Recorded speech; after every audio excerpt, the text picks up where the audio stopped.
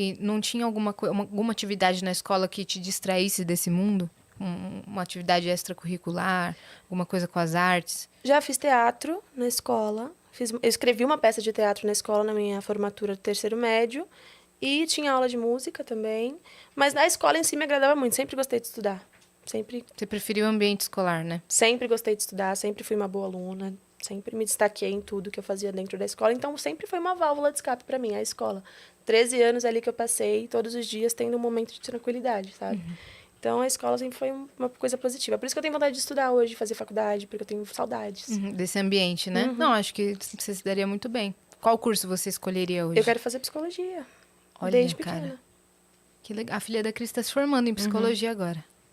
É meu sonho. Então, vai em frente, vai em frente. E qual que era a visão dos seus pais sobre trabalho, tipo, sobre o futuro? Eles eram desses pais que falavam, o que você vai fazer no vestibular, você tem que trabalhar? Ou era mais não te dar essa visão sobre o futuro, sabe? Não era uma pauta, tipo assim, de almoço, sabe? A gente não tinha essas conversas abertamente. Quando eu comentava sobre o que eu queria fazer, ninguém me dava muita atenção, assim. Primeiro você termina o ensino médio, faz o vestibular e corre atrás. Não tinha muita incentivo. Tato. Não tinha. Eu entendi. E aí, quando você conheceu o Rafa, deve ter sido um misto de emoções, porque como eu vou falar? É real. Mas ele foi pra mim uma pessoa que me apoiava em tudo que eu queria. Eu tenho cartas que ele me escreveu onde ele falava: eu tenho orgulho de estar ao lado de uma mulher forte e independente como você é. E eu não era, mas ele já me via antes de eu ser. Então Ele escrevia cartas pra você? Ele me escrevia carta. E ter uma pessoa que acredita em você acima de qualquer coisa já é uma motivação, sabe? Então, hoje eu sou muito feliz estando conquistando as minhas coisas porque ele acreditou nisso e eu consegui também conquistar isso, sabe? Então, ele foi minha válvula de escape. Isso te deu força até hoje, né? Pra você caramba. seguir. Como você lidou com a sua saúde mental hoje, depois de tudo? Cara, eu busco fazer coisas que eu gosto, estar cercada dos meus amigos, não deixar as coisas de fora me afetarem. Hoje em dia, por exemplo, o comentário negativo não me afeta mais, porque eu já aprendi a lidar. Então, eu tento só viver um dia de cada vez e focar nos meus objetivos. Como você lidou com a internet, indo em massa, assim, te seguir, ou comentando coisas que você deveria ter feito ou não deveria ter feito, te apontando? Eu sofri bastante, eu chorava muito. Eu falava, como pode uma pessoa falar uma coisa dessa? Ela não estava lá. Essa pessoa não viu o que eu passei. E sempre é um negócio de culpar a vítima. Sim. Né? Mas você poderia ter evitado. Mas a culpa foi sua também, porque você tinha que ter avisado ele antes. Sabe? Não é uma coisa que a gente prevê. De fora é muito fácil, né? Atrás da tela do celular, você é o juiz. Nossa, muito. A pessoa sabe tudo, exatamente o que você deveria ter feito. Mas quantas vezes as mesmas pessoas que me criticavam depois mandavam mensagem me elogiando. Eu falava, essa pessoa não é normal, né? Ela é dodóizinha da cabeça, tadinha. Aí, quando eu comecei a ter essa visão, coitada, ela não sabe o que fala. Ou te manda que criticando diz. quando você responde. Nossa, consegui chamar sua atenção, te adoro. Tipo, Você é muito forte, te admiro. mas pra que você fez isso, cara? Sabendo tudo que eu... No seu caso, sabendo tudo que eu passei, por que você me gatilhou assim? Eles acham que a gente não vê, mas a gente vê. Claro. Mas hoje é uma questão muito de filtrar também. Depois de algumas entrevistas que eu dei, falando abertamente sobre, como eu tô falando agora, acabou aliviando um pouco, né? Porque eu fui muito transparente, desde o início da história até o final, falando a minha visão. E isso começou a fazer as pessoas entenderem, não, realmente, essa menina não tem como ter culpa. Com certeza. Ninguém escolhe passar por uma coisa dessa, né? Sim. Que pessoa é essa que fala assim, vai acontecer isso, tudo bem, vou fazer. Não, nossa, não ninguém em existe isso, sã cara. consciência faria isso. Sim. Pra alguém, enfim. Você quer falar sobre o fato? Você quer falar sobre o dia do ocorrido? Cara, acho que não tem muito o que falar a respeito disso. É um gatilho ainda, sempre vai ser. Mas hoje eu lido melhor com a parte mais social da coisa. O dia em si sempre vai ser um dia muito traumático pra mim. A parte mais social, você diz o quê? Do decorrer dos fatos, do pós, de como eu lidei com tudo. Agora, o dia em si é algo que não agrega muito. valor. Entendi. Sim. Eu ia te perguntar uma coisa sobre aquele momento que você estava falando que você imaginava, que você tentou afastar ele de você, né? Esse momento, porque você sabia a situação da sua mãe, eu entendia ainda lá na adolescência, ainda sem ter muita experiência de mundo, mas você já tinha essa visão, pelo menos ali precoce, né, Sim. do que era. Mas você imaginava, tipo assim, não, minha mãe vai me apoiar, vou contar pra ela. Não, ela me apoiava, minha mãe sempre me apoiou. Ela me pedia muita paciência. Ela falava, filha, tenha paciência. Vou conversar com seu pai. Tentou conversar com ele por várias vezes. Explicar, olha, ela tá gostando do menino, ele é um bom rapaz. Mas na cabeça de uma pessoa doente não entra. Você pode falar o melhor cenário possível que na cabeça Ele dele só não ia escutou o que entrar. ele quis e ficou furioso. Exatamente. Nesse momento em que ela tentou fazer esse meio de campo ali, ele chegou a chamar você, ou deu alguma bronca, ou alguma coisa? Não, ele deixava tudo por conta dela. Só ele mandava encerrar ou não? Ele falava que não ia permitir que desse continuidade só. Só que como ele já sabia que eu não saía de casa, pra ele era meio que... Ela não vai fazer Tava nada. cômodo. É. Ela tá aqui sob meus cuidados, Exatamente. ela não vai fazer. Mas ele ficou muito mais em cima de eu ir pra qualquer canto depois que ele soube que eu tava gostando de uma pessoa. Se eu fosse, por exemplo, na padaria, você vai aonde? Vai fazer o quê? Desse jeito. E ele tirava seu celular pra você não se Tirou, eu comunicar? fiquei 1 ano sem celular, eu fiquei 1 ano Um ano? 1 ano incomunicável. Tirou meu celular. Foi muito louco. E você já tinha se formado. Já. Então você tava dentro de casa mesmo, não tinha... Não tinha nem o contato social. Eu digo assim, se fosse sem celular, mas indo pra escola, ainda tinha já tinha encerrado a escola. Não, era dentro de casa. O que você fazia, então? Cara, eu escrevia muito, eu lia, eu estudava coisas por fora. Eu, sei lá, ocupava minha mente como eu podia. Eu tinha meu irmão ali muito próximo de mim, a gente tinha uma rotina bem padrão. Recebia amigos em casa, amigos próximos. Minha melhor amiga, Thaís, sempre foi muito minha parceira. Muito. Ela é uma irmã pra mim, assim, tanto que É sua amiga até hoje. no dia do ocorrido, ela foi a primeira pessoa que eu chamei. E ela me acolheu, eu fiquei morando na casa dela 1 mês. Porque eu tava num estado muito catatônico, né?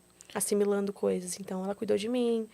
E ela é minha irmãzaça da vida, assim. E toda vez que eu preciso de alguma coisa, ou ela também, a gente se fortalece nesse aspecto. Então, ela vinha muito na minha casa. Pra me tirar um pouco da rotina, fazer alguma coisa comigo. Ocupar meu tempo. Conversar, só de conversar Só já... de trocar ideia mesmo. Nossa, cara. Você tinha essas conversas com ela, de falar sobre esse assunto? Sim, a gente sempre foi muito aberta uma com a outra. Ela sabe da minha vida toda e ela sempre me apoiou em tudo. Vamos falar então sobre o pós, sobre você reconstruir a sua vida. Aconteceu, eu vi que você foi dar declaração para a imprensa, você foi com seus advogados.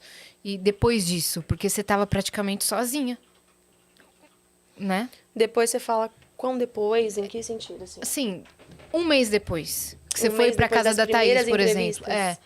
Porque nitidamente você estava destruída ali. Sim. Estava destruída. E aí, o que deu a impressão é que você teve que pegar seus caquinhos sozinha Sim. e falar, cara, eu vou sair disso daqui. Eu quero saber como é que foi esse processo. Durante os primeiros meses, eu me alimentava muito do assunto. Eu via muito coisas nas redes sociais, Mas é que é um processo muito complicado de falar, porque não era só a situação em si que eu estava passando, da mídia, de tudo que aconteceu. Era a dor que eu estava sentindo. Então, você tem que conciliar a parte de tô sendo exposta e tô sofrendo.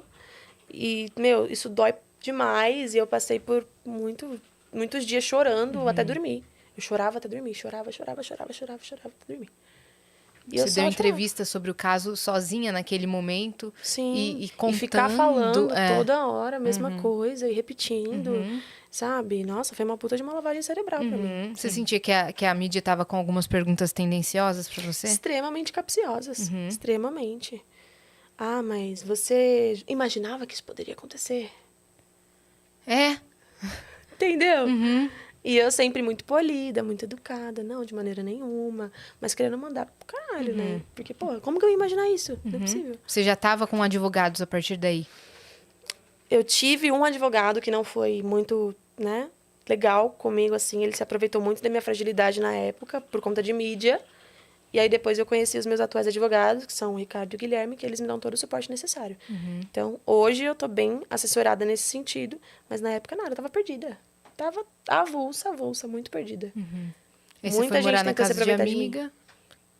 Caramba, cara. Muita gente. Além de passar por Pois tudo, é. tem que lidar com isso de gente tentando se aproveitar de um holofote de um crime, Sim. sabe? Não é um holofote de tipo, sua música estourou, sabe? É. Que as pessoas já tentam se aproveitar. É o holofote de um crime, cara. Sim. De uma coisa que te destruiu. Mas hoje eu evito ficar recapitulando porque eu já virei essa página. Aham. Né? Eu fico assim, na expectativa de acontecer alguma coisa com relação ao caso e eu ter que falar novamente sobre o assunto. Mas hoje eu me posiciono muito melhor. Sim. Sobre o que eu quero e o que eu não quero, o que eu acho justo, o que eu não acho justo. Você tá centrada. Sim. Não vou ficar reciclando uma parada que você pode dar um Google, sabe? Exato. Procura na internet. Tanto que você nem fala sobre isso nas suas redes sociais. Não, evito. É. Se eu colocar uma caixinha de perguntas, por exemplo, você sente saudade do Rafa? É óbvio. Entendeu? Você já falou com seu pai depois do caso? É óbvio que não. Sabe? Mas é normal, a internet é terra de ninguém, né? Então... Nossa. É. E aí, depois disso, você foi morar com a sua amiga. Isso. Fiquei 1 mês morando com a minha amiga. Depois, deu um tempo ali que eu já não estava mais à vontade de ficar lá. E fiquei morando com a minha avó durante um tempinho também. E depois que eu me senti pronta para voltar pro ambiente, minha mãe, meu irmão e eu, morar junto, a gente voltou a morar junto e começou a reconstruir nossa vida. Minha mãe trabalhando, eu trabalhando, meu irmão estudando e a gente se ajudando para conseguir viver. E até hoje é assim, a gente se ajuda, divide as coisas. Só que meu objetivo hoje é morar só, né? Tá. Então eu vou ajudando até onde eu posso. E quando eu estiver estabilizada, eu vou seguir meu caminho, porque eu já estou preparada para isso. E dentro de casa é um assunto que não se comenta? Não falamos sobre, porque não tem o que falar. Né? Já machucou demais para ficar reciclando. Agora eu tô mais focada em mudança. Com certeza. E aí, depois disso, você falou, cara, vou atrás das minhas coisas, né? Sim. Vou mudar a minha vida. Sim, a questão da música, por exemplo, é uma coisa que eu, como eu disse, fazia por hobby.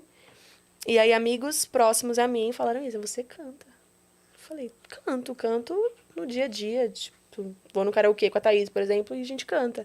Ele, não, Isa, você canta. Aí um dia eles estavam tocando no bar e eles me chamaram pra cantar no palco. E foi um retorno muito louco. Eu falei, cara, eu canto, né? Vamos cantar então. E aí eu tô indo. O seu estilo, o seu corte de cabelo, tudo teve a ver com o fato de você se reconstruir? Total. Eu mudei de cabelo muitas vezes depois do que aconteceu. Porque eu sou uma pessoa que eu gosto de mudar.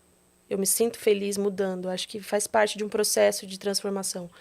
E hoje eu me identifico muito com como eu estou, sabe? Acho que eu cheguei num ponto de falar, agora eu sou eu. Isa, mas você não quer voltar com o seu cabelo cacheado? Eu falo, Um dia. quem sabe se eu sentir vontade. Mas é que eu associo muito o meu cabelo cacheadinho, bonitinho, com aquela menininha daquela época, que não sou mais. Então hoje eu sou bem segura de mim, assim, do meu estilo, do meu jeito, de tudo. Você teve que amadurecer, né, de um mês para outro. Eu tenho 22 anos só, né? Então, É impressionante é isso. impressionante. Até pra mim, às vezes. Falo, caramba, eu tenho muita vida pra viver ainda, mas eu já vivi tanta coisa. O que vai vir agora? E foi uma das coisas que o pessoal mais comentou quando você deu o seu pronunciamento, de como você parecia tão madura e tinha um vocabulário, uma maneira de expressar muito acima da média dos jovens da sua idade, sabe? Sim, mas isso é uma coisa de criação da parte da minha mãe mesmo, que ela sempre foi muito transparente comigo. E eu também tive que ser por conta de ser a irmã mais velha, que tinha que passar pro meu irmão as coisas como elas eram. E, sabe, estudar também sempre foi uma válvula de escape para mim. Por isso que eu sou grata pelo dom da oratória que eu tenho, porque eu consigo falar e me expressar muito bem. E na área de psicologia, você queria o quê, especificamente? Eu sempre gostei dessa coisa de estudar o cérebro humano, o comportamento humano. Eu acho muito legal, socialmente falando, sabe? Entender as pessoas e o ambiente em que elas vivem. Eu acho muito legal. Atender, né? Sim, ajudar as pessoas a se entenderem. Acho super legal, porque o período em que eu fiz terapia foi crucial para mim também. Para eu entender muita coisa que vem de lá de trás, que não depende só de mim. Parar de sentir culpa por coisas que eu não tenho culpa. Isso ajuda muito. A tua vontade é clínica? É. Muito legal. É uma maneira também de devolver, né? Sim. O que você recebeu quando precisou. Exatamente. Muito legal. E